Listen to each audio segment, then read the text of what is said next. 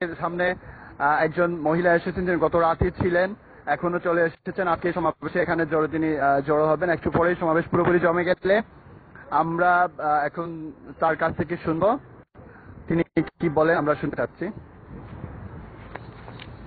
Erdoğan hakkında bir şey söyleyebilirsiniz. Siz Bangladeşli. Evet. Murat Mustafa hakkında bir şey söyleyebilirsiniz ve siz kadınlar yani böyle bir protestlarda ne kadar katılıyorsunuz, ne istiyorsunuz? Öncelikle Bangladeşli kardeşlerimize buradan selamlar olsun. Türk düşmanlarımız kahrolsun. Müslümanı birbirine kırdırtma ya Rabbi. Allah'ım bu ülkemizi, bütün Müslümanlarımızı birlik eyle, beraberlik eyle. Allah'ım yardım eyle, bayrağımızı indirtme, ezanımızı dindirtme, Müslüman kardeşlerimize kolaylıklar ver. Hepinizden Allah razı olsun, Bangladeş'e selamlar olsun. আমার মায়ের বয়সী এই মহিলা অত্যন্ত সুন্দর করে কথা বলেন গুছে।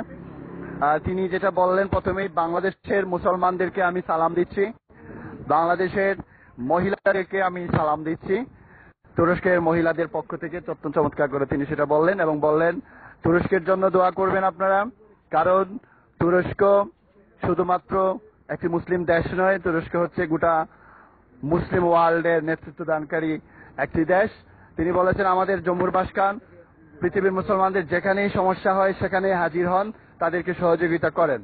আমরা এই ধরনের সহযোগিতা অব্যাহত রাখবো এবং আমাদের রাষ্ট্রপতির পাশেই আমরা সবসময় থাকব। তিনি সেটা দৃঢ়ভাবে বললেন এবং সর্বশেষ বললেন ইয়াসাসিন জম্মুর বাসখানিম, মানে আমার রাষ্ট্রপতি আপনি দীর্ঘজীবী হন। একই সাথে তিনি এটাও বললেন যে সেটাও বলেছেন যে অনেকগুলো দোয়া করেছেন দুশ্মনরা যাতে ধ্বংস হয়, দুশ্মনরা সেটা তিনি বলেছেন, শত্রুদের পতন তিনি কামনা করেছেন। আর একই সাথে তার রাষ্ট্রপতির জন্য, তুরস্কবাসীর জন্য অনেকগুলো দোয়া তিনি করেছেন।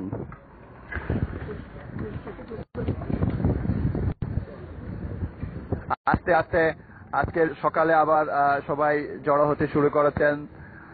আমি যে স্পটে এখন আছি শেহরি কুস্তু নামে একটি স্পট, এখানে গত রাতে প্রায় 50,000-এর বেশি মানুষ জড়ো হয়েছিল। আমরা